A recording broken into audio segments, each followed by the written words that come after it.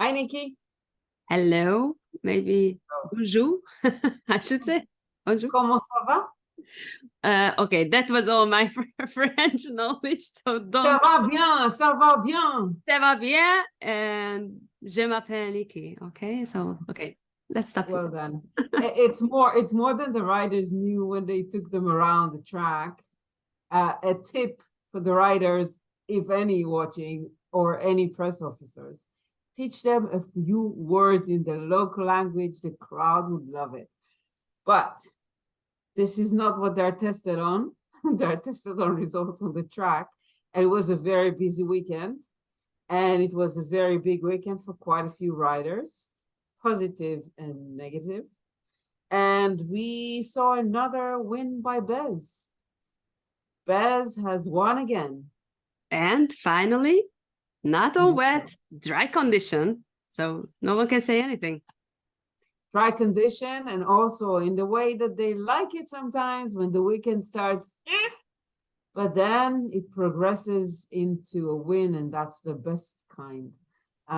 Even though sometimes they're doubting it, if the triple thing, the double thing is better, or that kind of win is better when they win over their obstacles as well.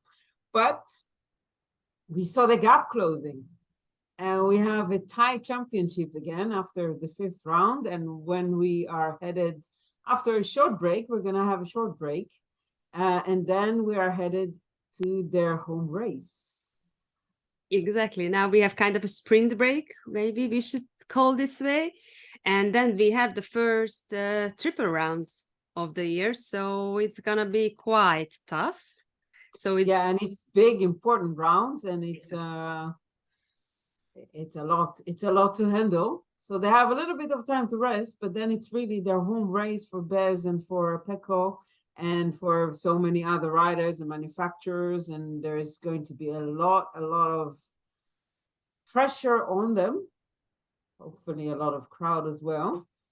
But the gap, it's a very small gap now. It's only 1 point. Yeah, we are after 5 rounds, and Pecco Bagnaia is still leading with 94 points. Marco Bezzecchi has 93, and third place, Brad Binder. So we should keep him in mind.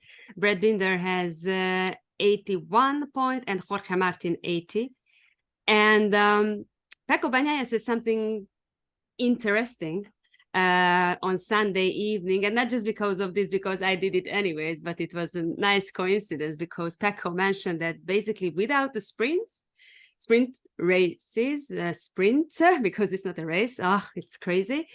So he wouldn't be not anywhere, but the situation would be completely different. And indeed, without the sprint, so if we just had the Sunday races, Marco Bezzecchi would lead with 76 points. Joan Zarco would be second with 58. Pecco Bagnaia would have only 50 points. And fourth place would be Fabio Quartararo with 48.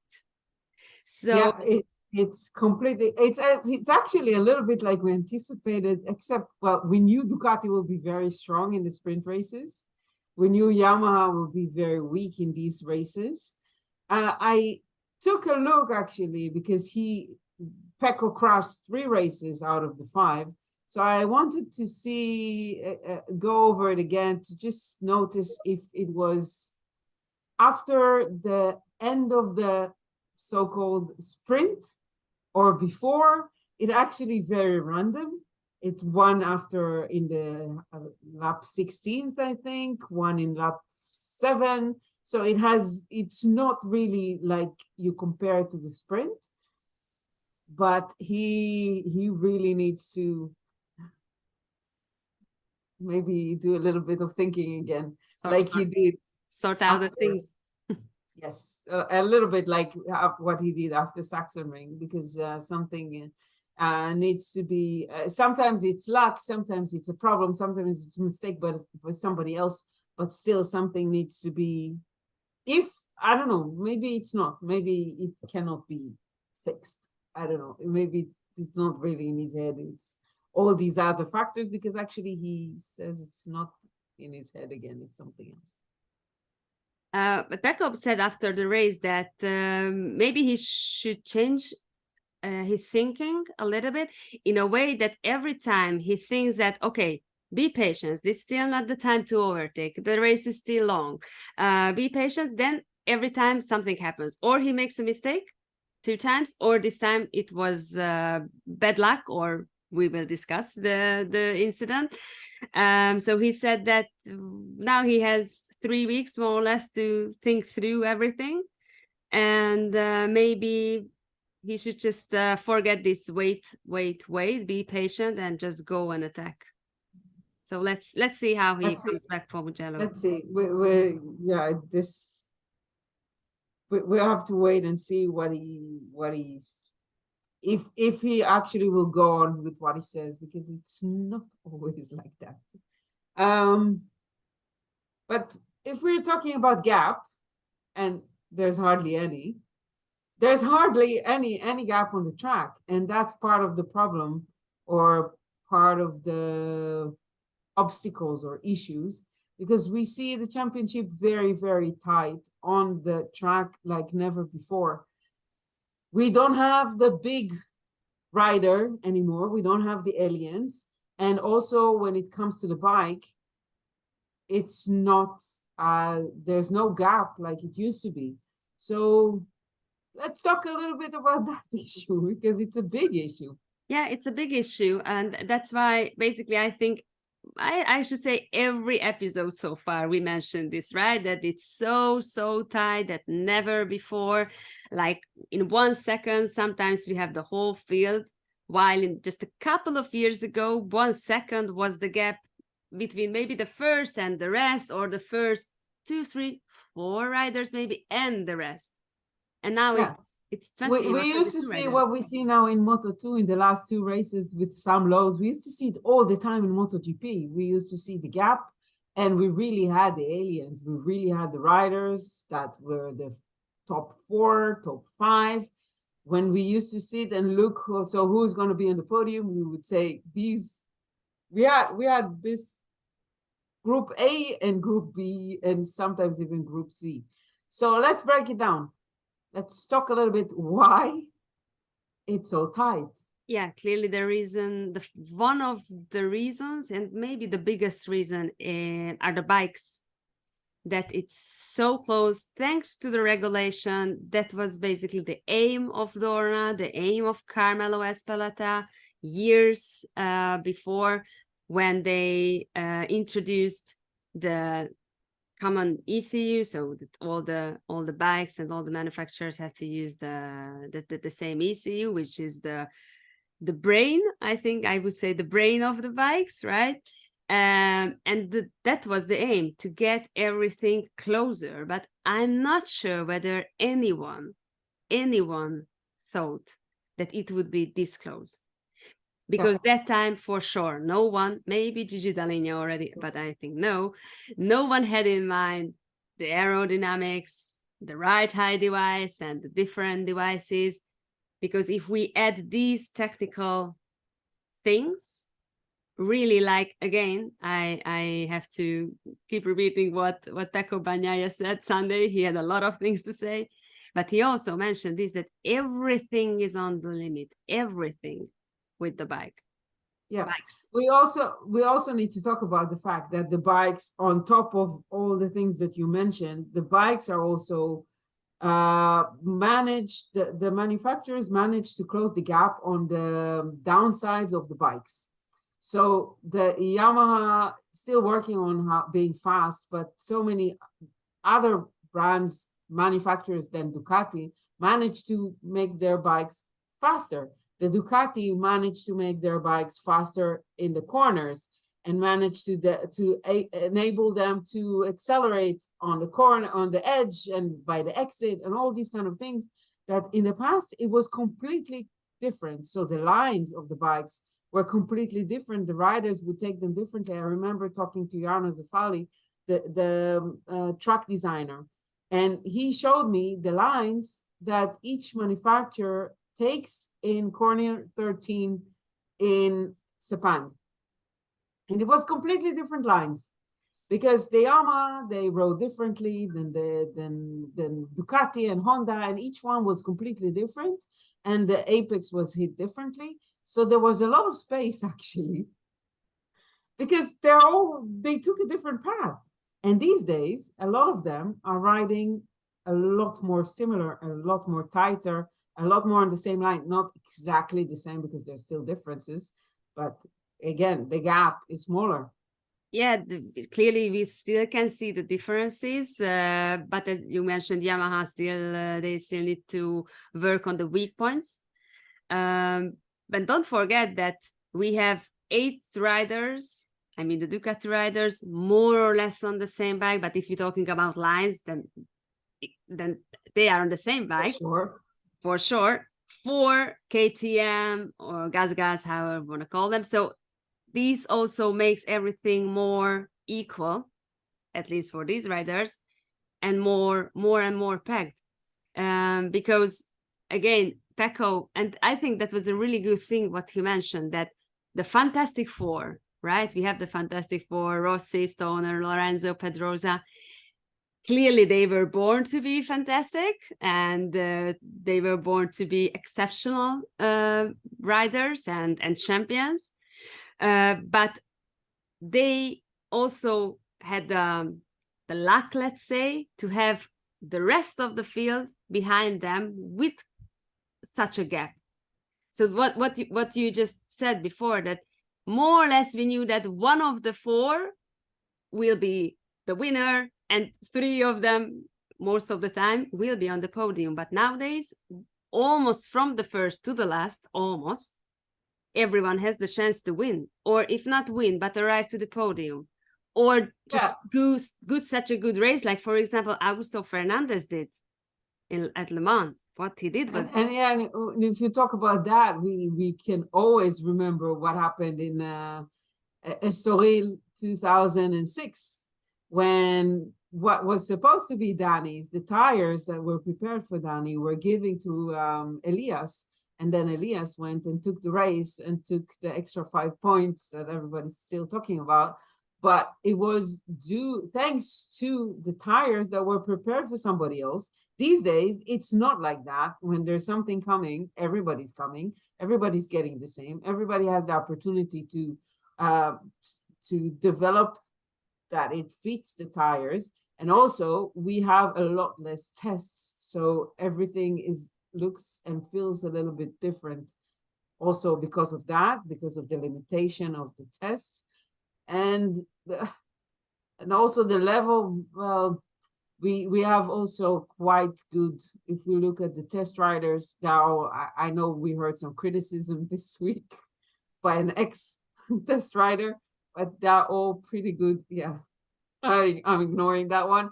They're all very good test riders, all of them, for all the manufacturers.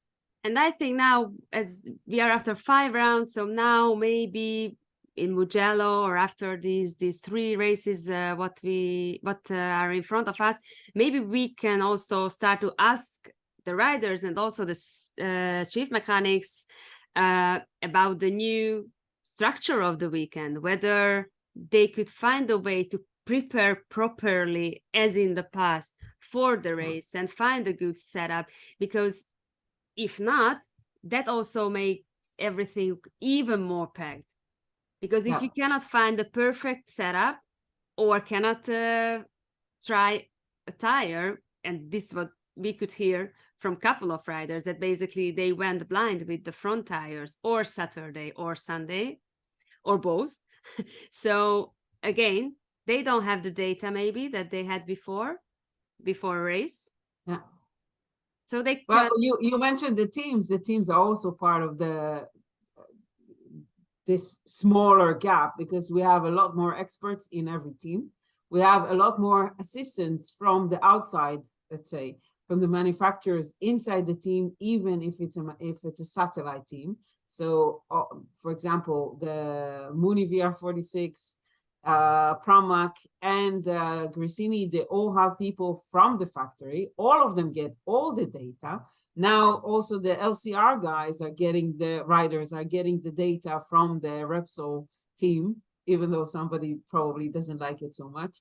And he keeps doing this all weekend, which was quite amusing, comparing himself to the satellite or his teammate.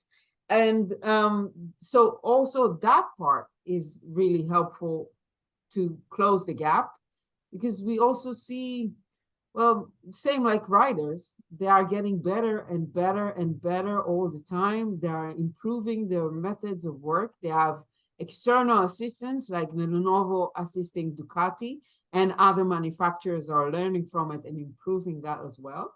But also talking about the riders are not the same like they used to be. Not at all. We cannot see riders anymore smoking cigarettes on the grid, right? like in the 60s. So now we really, it's not something from this year. It's from the last 10, 15 years maybe, that they really professional athletes.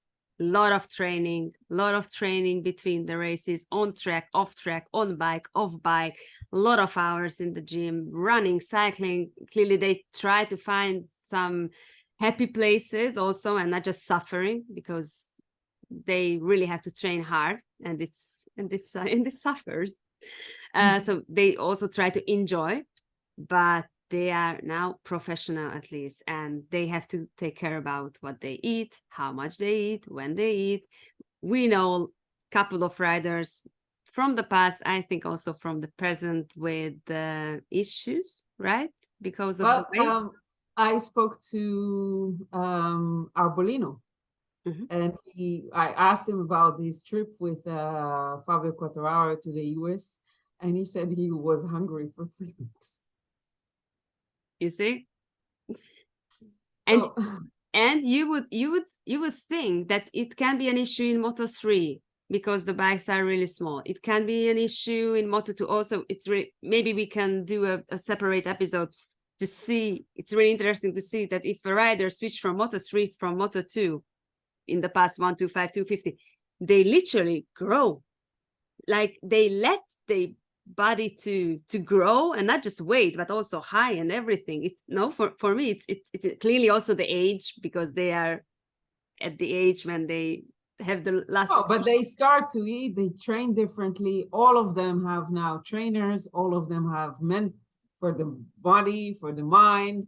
They all have dietitians, they all get now the help. They have all the assistance from their sponsors, and we know they get a lot of assistance from there.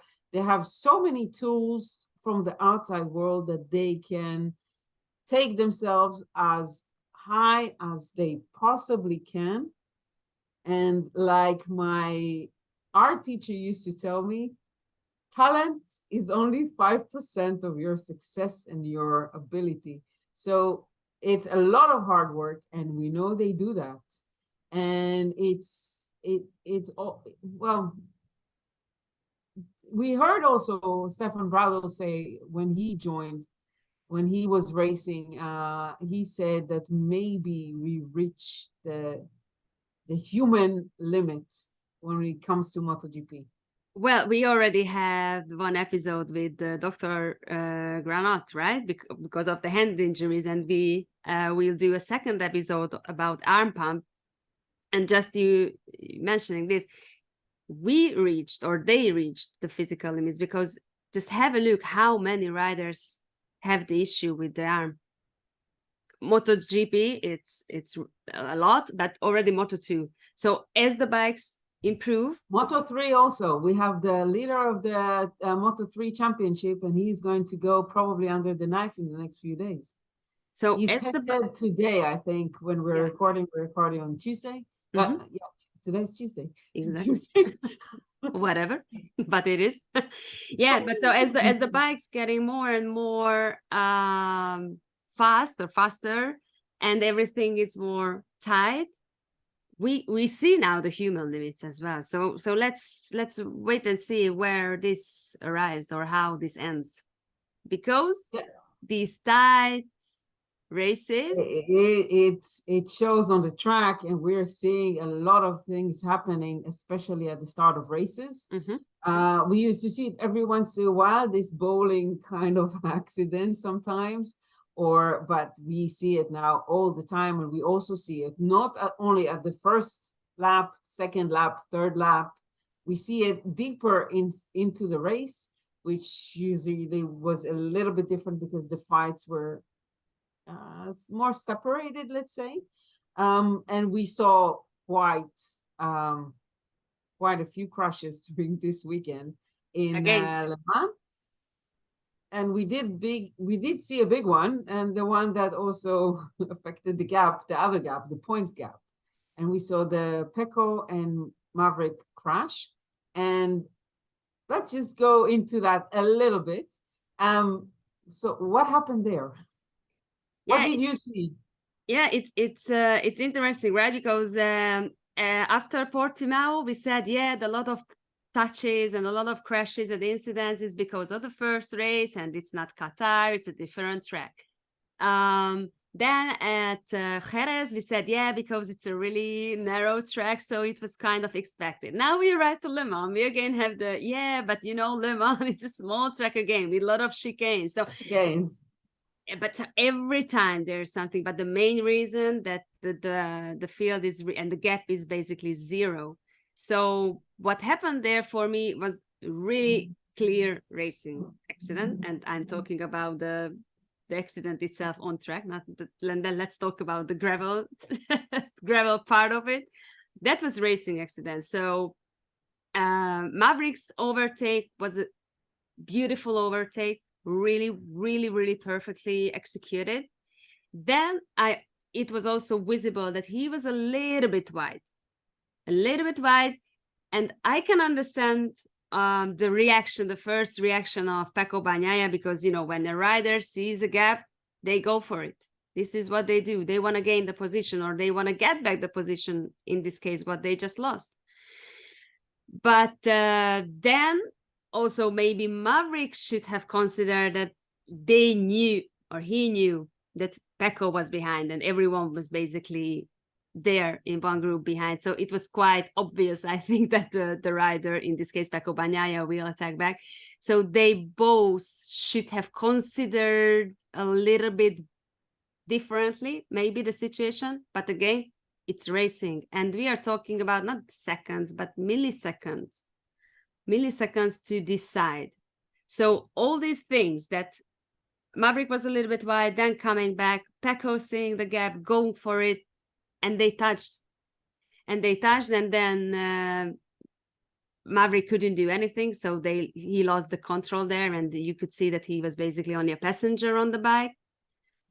And then Pecco had no luck because he also couldn't avoid the crash. Sorry. So for me, that was completely a racing accident.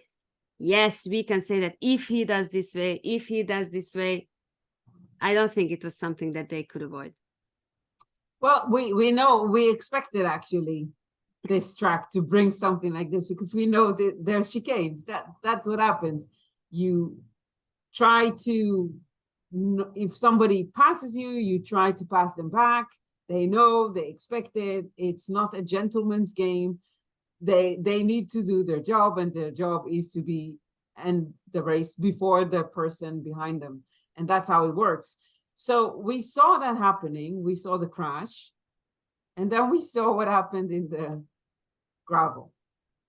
Now, we don't see that a lot, but we did see it in the past. Usually we don't see it but when we saw it, I think it was last year, something.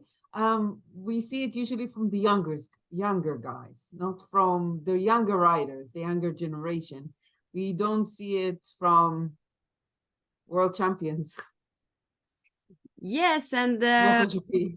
Yeah, and also it was again Pecco who said that basically the two riders, the two cleanest rider, I think he used this word, like him and Maverick, they actually used the same word, both of them. They both mentioned the same thing, and we know they both they went to the steering panel together, so I can only imagine they used that word there, and from there they came back and they said the same thing in their debrief. Yes, that was Pecco's initiative. because he was there first with the stewards panel, and he asked them, okay, please call Maverick now. So we are all in the same room at the same time, and we can discuss. And we both can say how we saw the accident, how we felt. And first they had two completely opposite opinion. As always, it's completely normal. Whenever anything happens, you ask the 2 or 3 parties, for sure you will hear not 2, 3, but 6 different versions already. So it was really something really clever again from Pecco. And I'm surprised. It used to be like that. Exactly. Because if you remember the Argentina 2015, there's this famous picture, because we usually don't see pictures from inside that room. We see them going in and we see them come out. There's a picture of Valentino and Marquez watching what happened in Argentina 2015 and the discussion with the steward panel, which was a little bit different then, but yes, it used to happen. So I think it's good from Pecco to bring it back. This is what I wanted to say, that in the past it was different. And I also have personal memories from situations like this. And I really hated to go to the race direction and explain myself, or, it's not a situation you want to be in. But it's good. They need conversation. And then I think at the end they agreed, and they could find the common sense what happened there, which was basically more or less what I explained. Yeah. Then there was no penalty this time. Yeah, well, they both explained that it's adrenaline. It's after the race. We can assume that Maverick said that he thought he could have won the race. Pecco probably also thought he could have won the race, and he could have won the race. And he knew also that with this crash, it means that from 5 races, he crashed 3 races, 3 DNFs already at this stage of the season. It's not good. And we heard from them, it's not the first time we see this adrenaline, something, their riders taking it out. We see riders kick fans in the box. We see them a bit smash the walls. We see them smash the protection outside in the track. We see them sometimes getting angry at the marshals. We don't see a lot of that kind of reaction. We didn't see any penalty coming from that. And this is actually something I did expect to see. I don't think they should have got any penalty for this racing incident. Yes. But for the reaction, I did think they needed to get something. By the way, whoever wonders, this doesn't go to the pocket of anybody. This goes to the nation. All the fines that teams and riders get, they automatically go to Two Wheels for Life. That's what MotoGP does. Do you think they should have got a punishment? Yes. Not for the crash, but for the scene, what happened after, yes. Though maybe it's not nice to say it, but I kind of enjoyed. Because I enjoyed only because it was a so spontaneous reaction that nowadays we don't see anymore. Because even if there is adrenaline and anger and whatever we want there, but then we're talking about intelligent riders, and maybe the second thought is, okay, this is not the right time, this is not the right place. I can do it not in front of the cameras, in front of everyone, but privately, because sponsors and teams and everything. So not sometimes, most of the time, they, I think, just pull back the reaction. The reaction you caught from Jorge Lorenzo and Marc Marquez in Jerez 2015. No, 13? 13, yeah. 13, yeah. Yeah, 13. Did he get his corner in 2013 already? Sorry? Did he get the corner named after him in 2013 or 15? No, 13, and that year when they had they had this. The same. And you caught that famous picture. Yes. I don't think we will see something like this again, for example. I think they will manage to be a little bit more reserved. Yeah, but that's why I'm telling you that though I didn't like it, and this is not the place, but I liked it because it was something natural and spontaneous, and and from a rider that just had been criticized not to be, I don't know, passionate enough and Emotional enough, not to whatever. look No, so angry that he doesn't succeed. okay, no, now he was angry. Okay, so from this point of view, honestly, I liked it. Why I think that the penalties should have a right is more to educate the youngers and The more youngers, to and listen, they are, if they want it or not, they are role models. They are getting paid for what they do. They do what they love.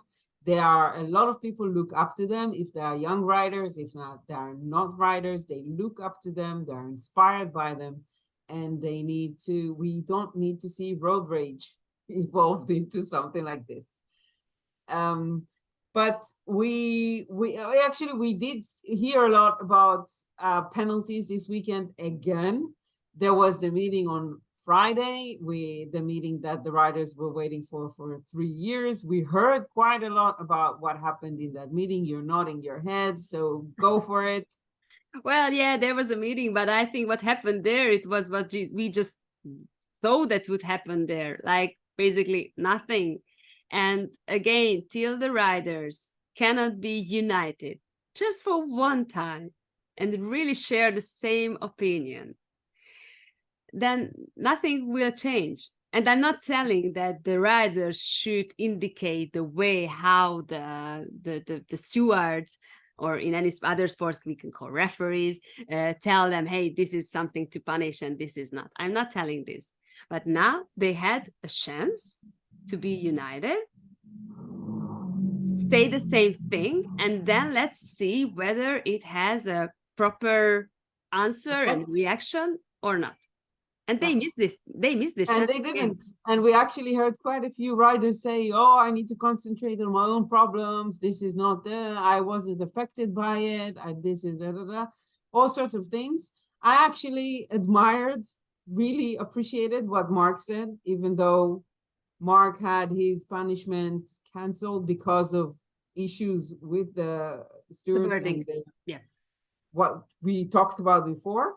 He actually said the only uh, incident that happened on the track this season that should have got any punishment was mine, because it was more than just a mistake. So I appreciated that, I have to say. I did appreciate that. I also But agreed. hmm? I also agreed. I Yeah. agree. Yeah. But it's it's frustrating, and we also hear what Alish said after, because Yeah. Alish Yeah. had a very strong reaction like Alish has, and his reaction was, Yeah. He just said, guys, don't ask me again, or, well, I cannot tell you what to do because basically your job is to ask, he said to the journalist there. So you can ask me about the stewards and penalties, but from now on till Valencia, I won't say a word and I won't reply any question about the steward penalties and stuff like that.